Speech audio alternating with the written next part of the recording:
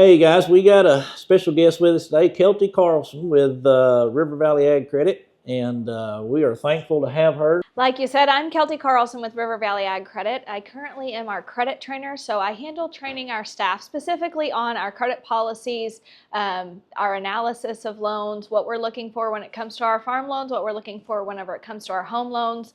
But previous to that, I was a lender for 12 years. So when we talk about young, beginning, small, and whenever I say young, I'm talking 35 or younger, and that's what FCA, the Farm Credit Administration, states as being young. So somebody who's 35 and younger, 10 years or less of experience. And then small is less than $350,000 of gross farm income a year. I have a lot of opportunity in my career to work with people of all ages, but specifically focusing in on those YBS borrowers that are looking for that first-time farm purchase or looking to maybe start building equity into their current farming operation with their grandparents or parents as things start to transition. So with all of that experience in lending, it kind of helps.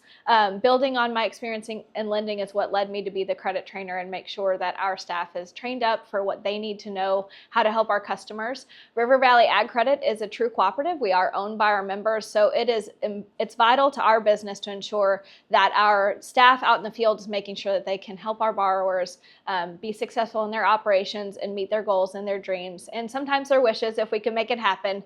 And so that's what I do for RiverValley AgCredit. You know, one of the things that I was excited to hear about was kind of like what products are out there and kind of what can you share to somebody who's never been in those shoes, who's kind of saying, look, I want to do this, and what is it that RiverValley has to offer to help me get, accomplish what I want to do, buying their first farm or either starting farming? Yeah, absolutely. So something that's unique about RiverValley AgCredit and the farm credit system as a whole is that we were enacted in 1916 for the purpose of ensuring that there's available capital to rural America and to rural people living in the rural parts of America. And whenever I say rural people, it could be those hobby type farmers, somebody who wants that 25 acres and some horses and maybe a garden, but then also offering that capital to our larger farmers as well. So as far as our actual loan programs, there are several different ways that we can slice and dice it. So we can go 30 years fixed on farm real estate, which is huge. Whenever we think about home loans, it's typical for 30 years to be fixed going out, but for farm loans, there are not a lot of lenders out there that are willing to take those farm loans out 30 years fixed.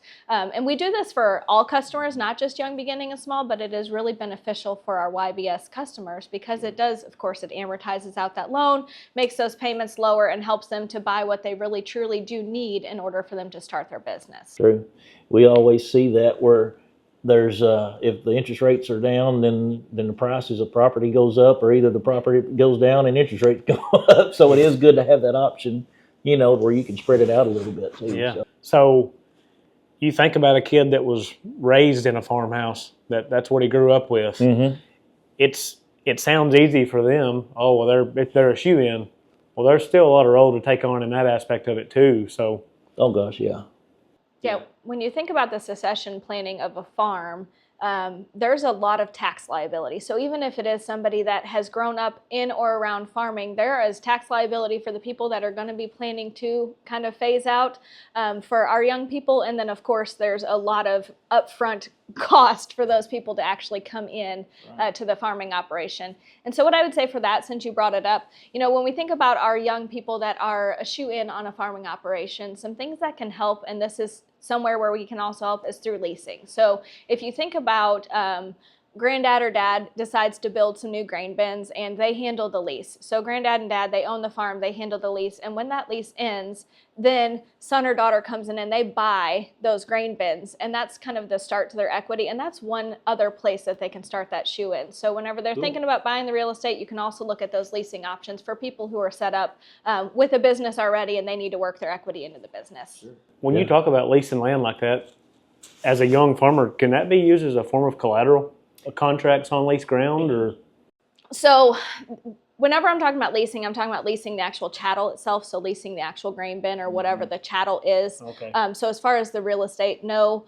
We typically don't look at anything as far as collateral goes whenever we're talking about leases. The only time that we would look into any lease options with collateral would be if somebody's running cattle on leased options, then we would have to have an easement way. But otherwise, it's going to be more so on those chattels. But since you had mentioned the shoe into farming, there are ways to build equity into that farming operation for those people to get in and start to build that equity. Sure. So as far as no credit, that's not a problem for us. Of course, every lender is going to pull a credit score because it's just a good habit. Of course, we want to see if there are any delinquencies, if there are any collections and things like that. But somebody who is truly young that has no experience with credit, and or they might be 26 and have paid all of their debt off and it's been over 12 months and their credit score goes back to zero, we can work with that. That's completely fine.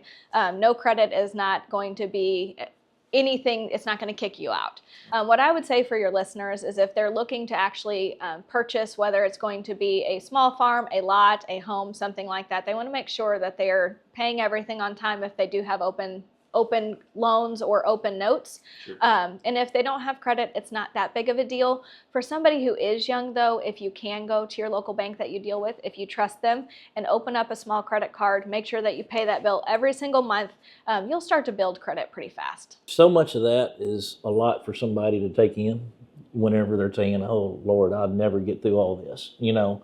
But I do know enough about River Valley that they are user friendly. So when it comes down to somebody saying, who do I call, where do I call, how do they get plugged into River Valley? Yeah, so there are several ways that you can get a hold of River Valley. The easiest way, of course, is just walking into one of our offices. So we cover the Jackson Purchase region here in Kentucky, but we actually have 5 offices and covering 12 counties in Southeast Tennessee, Chattanooga region. So we've got an office in each one of the counties other than Marshall County currently, so you can always just walk in. Of course, if you go on to www.rivervalleyagcredit.com, it's going to give you all of our locations with our office numbers as well. We're on Facebook. We are on X, we are on TikTok, so there are a lot of ways that you can get a hold of us.